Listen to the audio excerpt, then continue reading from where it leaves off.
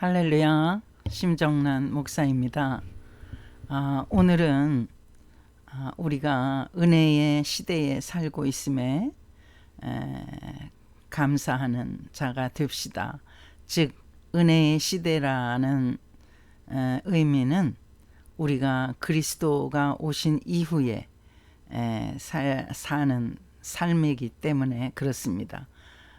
그리스도가 죄인들을 위하여 만 인류의 죄를 다 뒤집어 쓰시고 십자가에 달려 죽으셨기 때문에 우리가 정말로 하나님의 자비와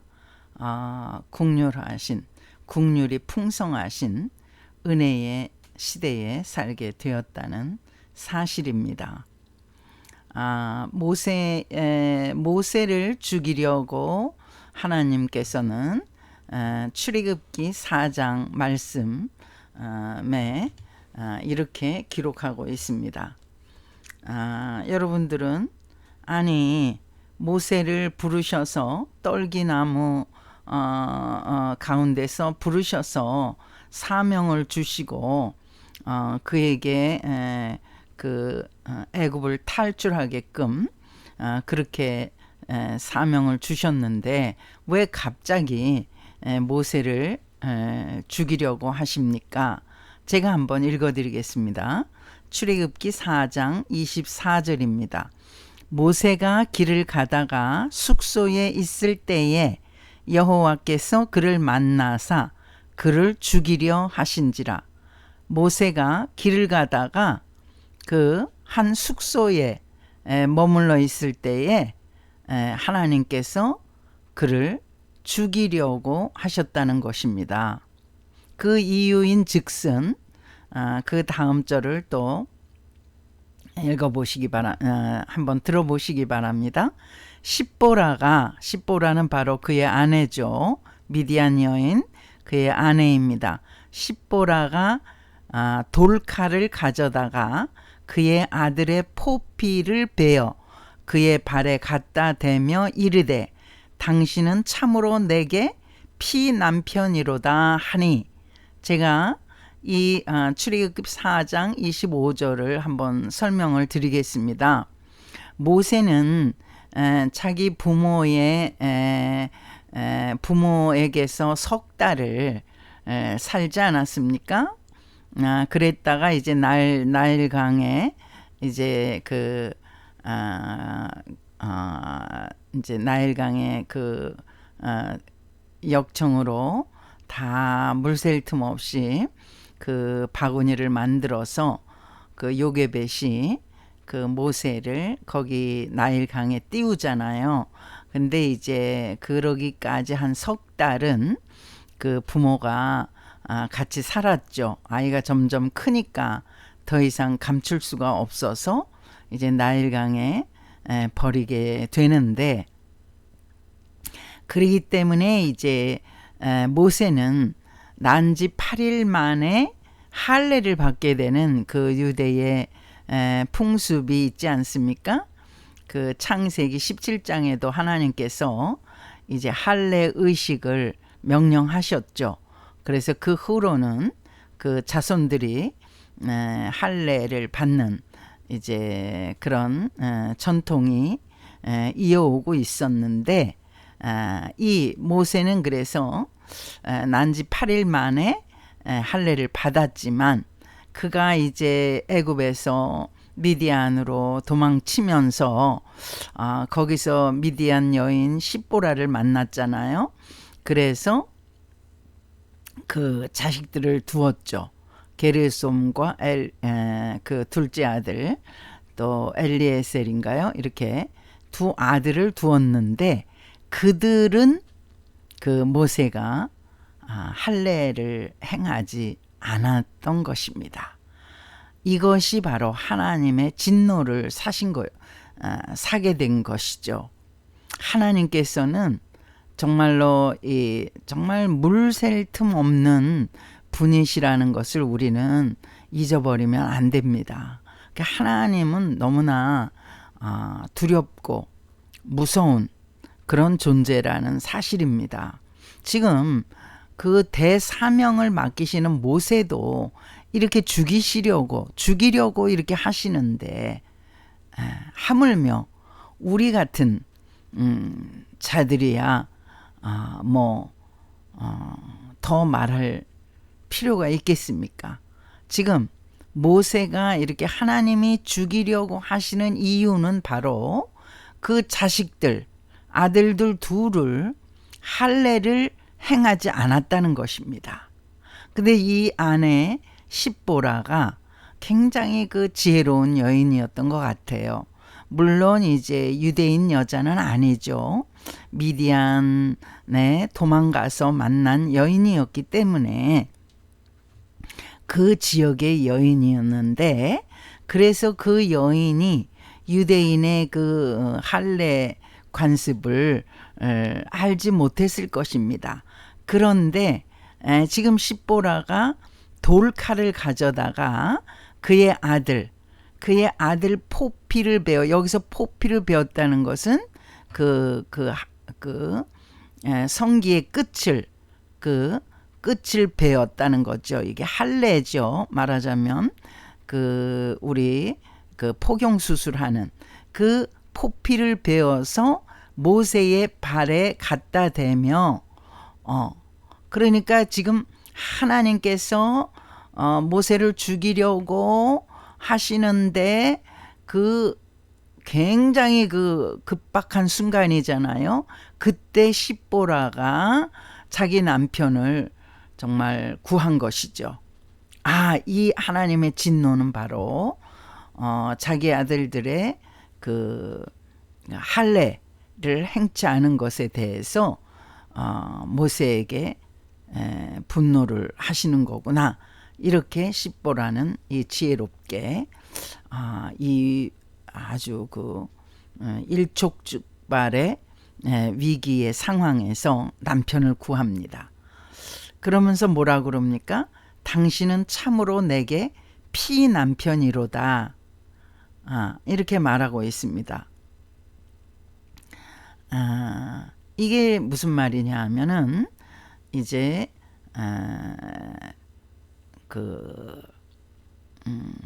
이제 할례를 거행해서 마쳤다. 당신이 아내가 이렇게 행동을 함으로써 그 남편의 어떤 불순종이라고 그럴까요? 남편의 흠결을 덮는, 자기 자식의 그 포피를 베서 얼른 모세의 발에 터치를 하면서 그 모세의 불순종의 흠을 덮는 이제 그런 행위를 한 거죠. 그러니까 출애굽기 4장 26절에 여호와께서 그를 놓아주시니라. 그는 모세죠. 여호와께서 이제 모세를 죽이려고 하시다가 이제 놓아주셨다는 거예요. 그 안에 십보라 때문에. 그러니까 우리가 참 부부 생활을 할 때, 또 아내를 선택하거나 남편을 선택할 때 정말 지혜로운 그런 아내나 남편을 선택해야 될 줄을 믿습니다. 이렇게 지혜로운 아내는 남편을 구합니다. 또 지혜로운 남편은 아내를 구하기도 합니다. 이렇게 부부가 서로 도움이 돼야 되지 않겠습니까? 정말 지혜로운 십보라는 죽을 뻔했던 모세를 구하는, 정말 아주 너무나도 돕는 배필이 되는 그런 사람이 되었던 것입니다. 그래서 26절을 계속 더 읽어드릴게요. 그때의 십보라가 피남편이라 함은 할례 때문이었더라. 이것은 피남편이 바로 할례를 의미하는 거였다. 모세는 할례를 이미 받았지만 그 자식들은 어떻게 됐습니까? 이방 땅에 있으면서 그 할례를 그냥 건너뛴 것입니다. 모세의 불순종이었다고 할 수가 있죠. 모세가 아내에게 말을 했지만 우리 이스라엘의 풍습은 이렇게 산에 아이를 낳으면 난지 생후 8일 만에 할례를 거행한다. 이러한 의식을 말은 했지만 그가 실제로 그 미디안 광야에 살면서 그 거행하지 않았던 것을 하나님은 아셨던 것이죠. 우리의 일거수일투족을 아시는 하나님께서 모세가 자기 아들들에게 할례를 행하지 않은 것을 왜 모르시겠습니까? 그러니까 하마터면 이 불순종 때문에 모세는 죽을 뻔했죠. 이렇게 하나님께서는 정말 그 아주 엄중하시고 무서운 분인 것을 우리는 그 하나님의 그 말씀을 불순종할 때 곧바로 죽음이라는 것을 우리는 알아야 될 것입니다. 정말 그래서 정말 항상 하나님의 말씀을 이렇게 리마인드 시켜주는 그러한 이제 가족들이 이렇게 도처에 있으면은 정말 얼마나 우리가 일깨움을 받는지 모릅니다. 그런데 여기서 여러분은 의문을 가지실 것입니다.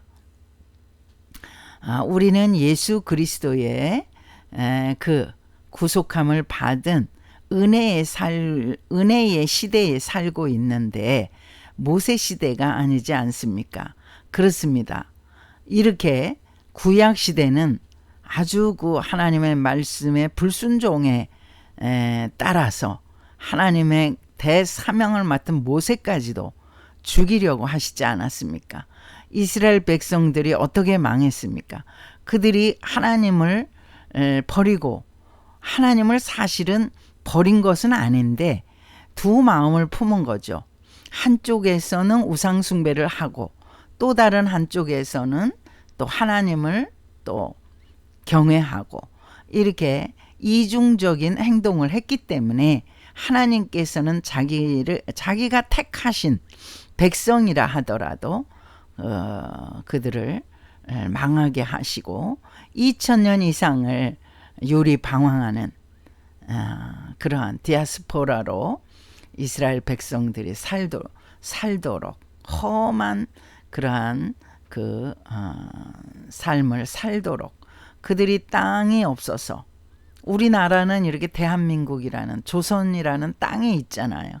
그러니까 우리가 아무리 가난하게 살고 못 살고 형편없이 산다 하더라도 우리 제 나라에 땅이 있잖아요. 물론 그 일제시대에 또 36년간 우리가 나라를 빼앗겨서 독립운동도 하고 정말 치열하게 일본 제국과 싸우면서 살기도 했지만은 그래도 우리는 우리 땅을 가지고 있었고 또 일본 제국에서부터 우리는 해방을 맞이해서 지금 정말 그 반만년 역사 가운데 가장 정말 화려한 정말 형통한 세상을 대한민국이 누리고 살고 있다고 하지 않습니까?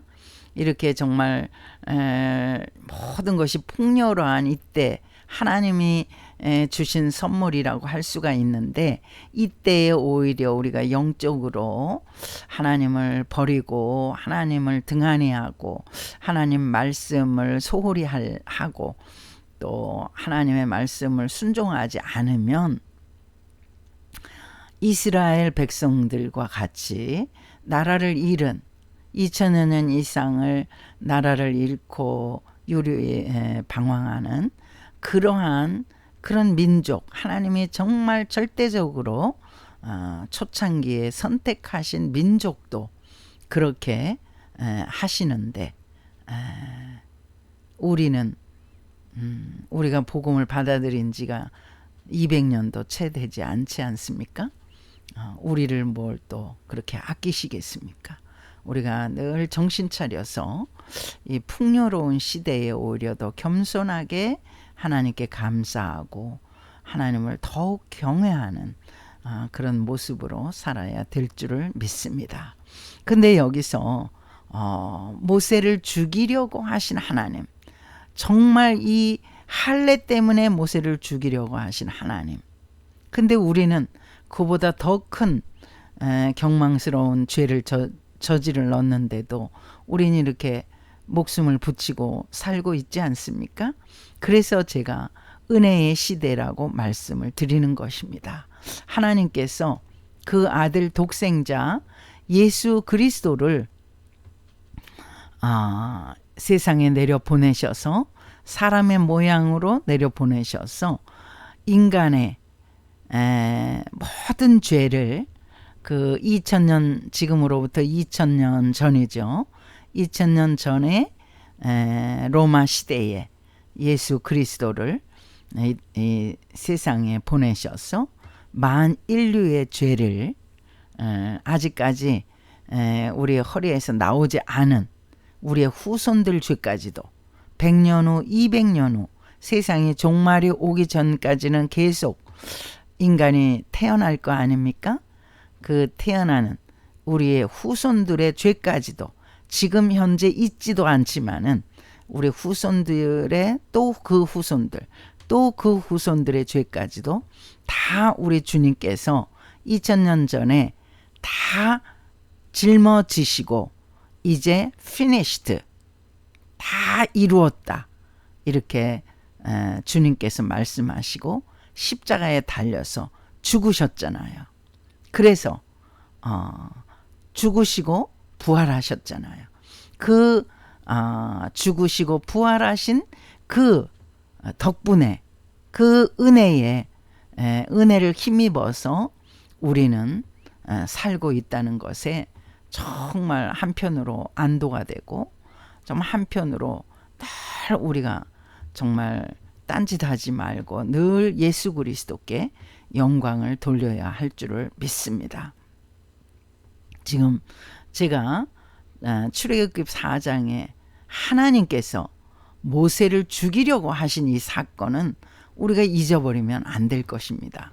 여러분 모세는 하나님이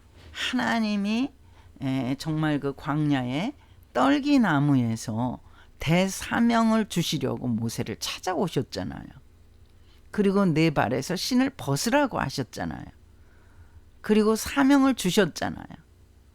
나는 이름이 뭐다.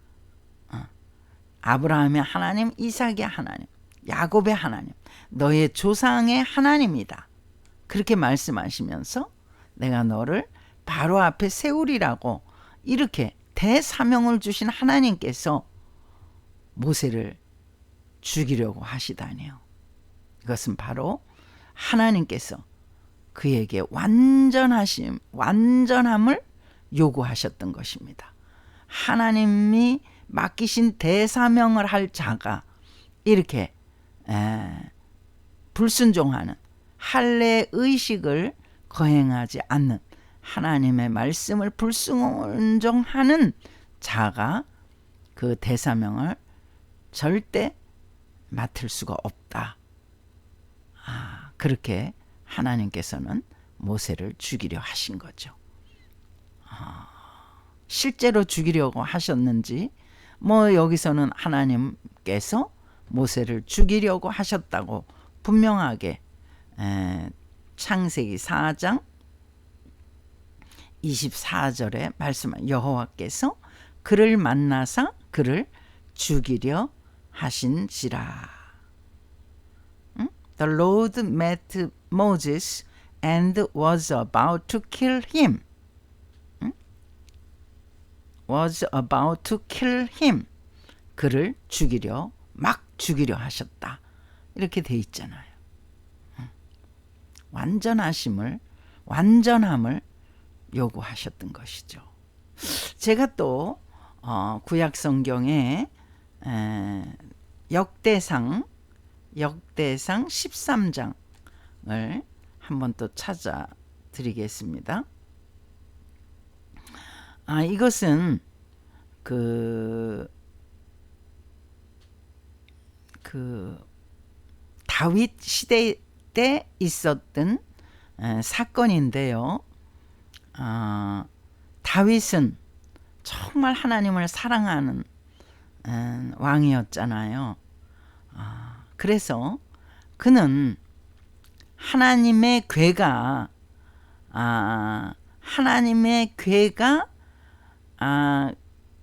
그 하나님의 괴를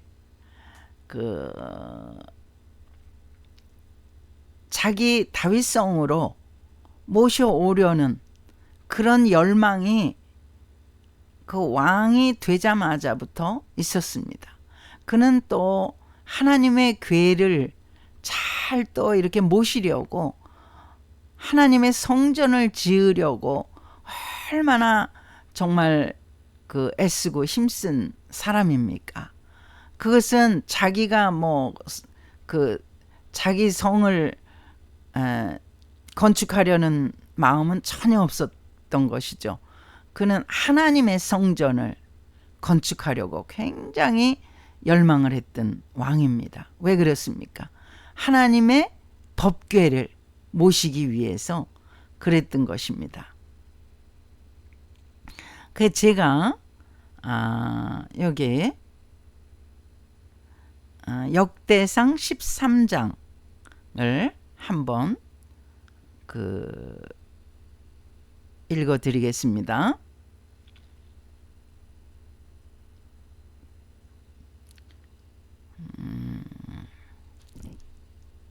3절부터 제가 한번 읽어드리겠습니다. 역대상 13장 3절입니다. 우리가 우리 하나님의 궤를 우리에게로 옮겨오자. 사울 때에는 우리가 궤 앞에서 묻지 아니하였느니라 하매, 사울 왕 때는 그 하나님의 법궤에 가서 하나님을 찾고 기도하고 이렇게 하지 않았다는 거예요. 그 사울 왕 때는 사실은 참 믿음이 없는 사울 왕이었기 때문에 정말 어지러웠던 시대라고 할 수 있습니다. 근데 4절, 뭇 백성의 눈이 이 일을 좋게 여김으로, 그냥 뭇 백성도 다 다윗의 이 마음에 동의를 한 것이죠. 다윗 왕이 지금 여호와의 법궤를 다윗성으로 모시자는 거에 대해서 다 동의를 한 것입니다. 뭇 백성의 눈이 이 일을 좋게 여김으로 온 회중이 그대로 행하겠다 한지라. 5절입니다. 이에 다윗이 애굽의 시홀 시내에서부터 하맛 어기까지 온 이스라엘을 불러 모으고 기랏 여라림에서부터 하나님의 궤를 메어 오고자 할세. 기랏 여라림에 그 당시에는 하나님의 법궤를 놔두었던 것 같습니다. 6절입니다. 다윗이 온 이스라엘을 거느리고 바알라 곧 유다에 속한 기랏 여라림에 올라가서 여호와 하나님의 궤를 메어오려 하니, 이는 여호와께서 두 그룹 사이에 계심으로 그러한 이름으로 일컬음을 받았더라. 그러니까 하나님의 법궤를 이제 다윗이 온 백성들을 거느리고서 이제 하나님의 법궤를 드디어 이제 메어 오려는 거죠. 7절, 하나님의 궤를 새 수레에 싣고 아비나답의 집에서 나오는데 우사와 아히오는 수레를 몰고. 8절입니다. 다윗과 이스라엘 온 무리는 하나님 앞에서 힘을 다하여 뛰놀며 노래하며 수금과 비파와 소고와 제금과 나팔로 연주하니라. 얼마나 기뻐하면 다윗이 힘을 다해서 뛰어놀며 노래했다는 것은 하나님을 찬양했다는 거죠. 그런데 사람의 육성으로만 노래한 것이 아니라 수금과 비파와 소고와 제금과 나팔로 하나님을 찬양한 것입니다. 그러니까 다윗이 너무너무 좋았던 것입니다. 하나님의 법궤가 기럇 여아림에 처박혀 있다가 이렇게 다윗성으로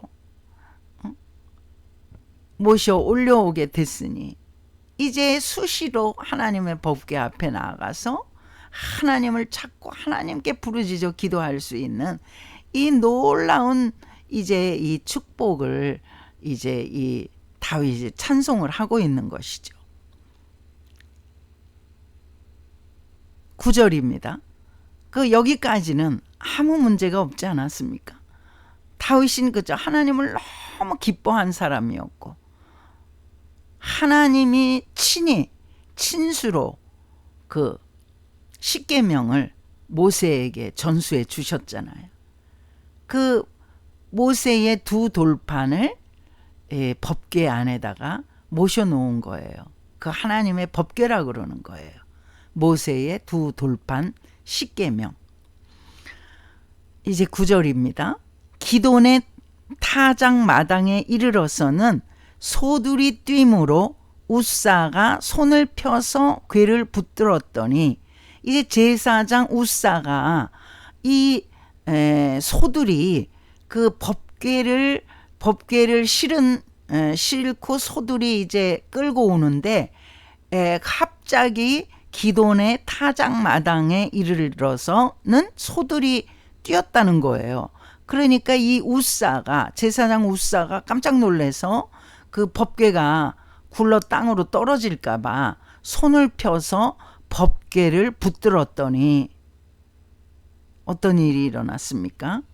10절 웃사가 손을 펴서 궤를 붙들므로 말미암아 여호와께서 진노하사 치심에 그가 거기 하나님 앞에서 죽으니라. 지금 바로 앞절에서 다윗이 춤을 추고 또 수금과 비파와 이 모든 악기들을 총동원해서 하나님을 찬양하고 그 분위기를 한번 상상을 해보세요. 왁자지껄하고 찬송 부르면서 정말 온 천지가 떠나가도록 하나님을 찬양하는 이 정말 이 마당에 정말 온 백성이 기뻐하는 이 마당에 제사장 웃사가 그 자리에서 하나님께서 진노하사 치심에 그가 웃사가 거기 하나님 앞에서 죽으니라. 이 정말 깜짝 놀랄 일이 벌어진 것입니다. 아까 모세가 길을 가다가 하나님을 만나니 하나님이 모세를 죽이려 하신지라. 너무 놀라운 일이죠. 지금 모세는 출애굽을 시키라고 하나님이 모세를 지정하셔가지고 사명을 주신 사람이잖아요. 근데 모세를 죽이려고 하신 거예요. 근데 지금 여기 다윗 시대에 지금 다윗이 하나님을 기뻐하고 하나님의 법궤를 속히 자기가 머무르고 있는 성에 모시고 오고자 열망을 했던 하나님을 기뻐한 자잖아요. 다윗에게 무슨 잘못이 있습니까? 근데 이 제사장 또 웃사는 무슨 잘못이 있습니까? 여기서 하나님 앞에서 죽임을 당한 것입니다. 11절입니다. 여호와께서 웃사의 몸을 찢으셨으므로 다윗이 노하여 그곳을 베레스 웃사라 부르니 그 이름이 오늘까지 이르니라. 그 웃사가 그 자리에서 이제 궤를 붙들었다가 죽게 돼서 다윗이 너무너무 정말 화가 나고 분통이 터진 거죠. 그래서 그 장소를 베레스 웃사라고 이름을 붙였습니다. 지금까지도 베레스 웃사라는 장소가 있는 것입니다. 12절입니다. 그날에 다윗이 하나님을 두려워하여 이르되 내가 어떻게 하나님의 궤를 내 곳으로 오게 하리요 하고 13절 다윗이 궤를 옮겨 자기가 있는 다윗성으로 메어들이지 못하고 그 대신 가드 사람 오베데돔의 집으로 메어가니라. 그러니까 하나님의 법궤를 옮기다가 이렇게 사람이 죽임을 당하는 일이 벌어지니 그 분위기가 갑자기 어떻게 되겠습니까? 정말 침묵이 잠잠했겠죠. 너무너무 소름 돋는 일이 벌어진 것 아니겠습니까? 여러분, 하나님이 이렇게 무시무시하신 분입니다. 우리가 하나님의 말씀을 어기면, 그럼 다윗은 왜 하나님의 말씀을 어긴 건가? 이것이 법궤를 다윗성으로 옮겨오는데 기럇여라림이라는 촌구석에서 하나님의 법궤를 화려한 이 다윗성으로 옮겨오는데 뭐가 그렇게 그게 죄인가? 죄입니다. 하나님께서는 모세오경에서 레위기에서 하나님의 법궤를 옮길 때에는 반드시 제사장이 또한 레위 지파의 사람들이 어깨에 메고 법궤를 어깨에 메고 옮기도록 명령을 하신 것입니다. 그게 모세의 율법이죠. 그래서 요단 이들이 출애굽해서 요단강을 건널 때에도 어떻게 건넙니까? 이 법궤를 그 제사장들이 메고 그 요단강을 건너니까 요단강이 갑자기 딱 벽을 이루면서 넘치던 강물이 벽으로 탁 이루어졌잖아요. 그래서 이스라엘 백성들이 제사장들을 따라서, 이 법궤를 맨 제사장들을 따라서 요단강을 건넜잖아요. 여호수아 시대 때. 그런데 다윗은 하나님의 말씀을 어긴 것입니다. 불순종한 것입니다.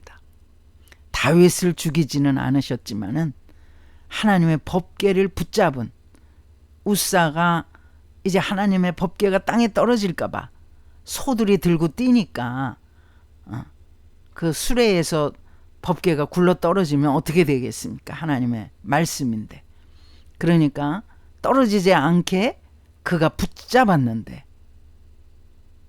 그거 붙잡은 우사가 그렇게 죽게 된 것입니다. 다윗 대신에 죽은 거죠. 아니면 거기에 있는 모든 사람들,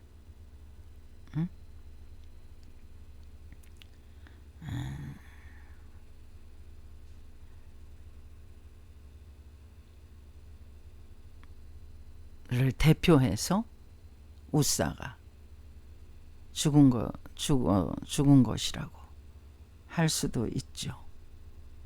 정말 하나님이 이렇게 무섭습니다. 제가 오늘 여러분들에게 말씀을 드리고 싶은 것은 우리가 은혜의 시대에 살고 있다는 사실입니다. 이것은 무슨 말씀이냐 하면 하나님께서 모세의 율법으로 조금이라도 흠이 있으면 모세도 죽이려고 하시고 법궤를 붙잡은 우사도 죽이신 하나님, 다윗도 용서하지 않으신 하나님. 다윗이 너무 하나님을 두려워해서 어떻게 우사가 죽고 난 후에는 바로 스탑시키고 그 다음에 그 법궤를 그 근처에 오베데돔의 집에다가 두고 조금도 그 법궤에 대해서 액션을 취하지 않습니까? 액션을 취할 수가 없는 거죠. 사람이 죽어나가는데. 이제 나중에 이제 석 달 후에 이제 다윗이 그 제사장들과 하나님의 말씀을 열심히 탐독하고 그 다음에는 이제 어떻게 합니까? 수레에 실는 것이 아니라 제사장들이 법궤를 어깨에 짊어지고 다윗성으로 올라가는 그러한 이제 내용이 이제 다음에 나오게 됩니다. 우리가 은혜에 살고 은혜의 시대에 살고 있다는 것은 이제 예수님에게 우리를 위해서 십자가에 달려 죽으신 예수님에게 우리의 죄를 다 전가시키고 그저 우리는 예수님 용서해 주세요. 용서해 주세요. 내 죄 때문에 예수님이 다 짊어지시고 십자가에 달리셨다며요. 주님, 내가 육신이 약해서 마음은 원이로되 육신이 연약해서 죄를 졌습니다. 어느 때까지 우리가 맨날 우리의 죄를 예수님에게 전가시키면서 이렇게 기도하겠습니까? 이제는 은혜의 시대에 살고 있음에 감격하며 감사하며 예수님을 높이고 이제 점점 더 우리가 더 신앙적으로 성장하고 성숙한 신앙인이 돼야 될 줄 믿습니다. 우리 자신을 더 낮추고 더 겸손하게 우리 주님께서 하나님이시면서도 인간의 몸을 쓰시고 이 땅에 종의 형체로 오셔서 십자가에 매달려 죽으시기까지 하셨잖아요. 우리는 그 은혜를 힘입었는데 무슨 우리가 잘난 척을 할 수가 있습니까? 우리가 뭔가 아는 척을 하며 경건한 척을 할 수가 있겠습니까? 우리는 정말 머리를 조아리면서 항상 주님, 나는 죄인이로소이다. 나를 불쌍히 여겨 주시옵소서 고백하며 겸손하게 우리 주님 바라보고 승리하시는 저와 여러분이 되시기를 주님의 이름으로 축복합니다. 할렐루야. 감사합니다.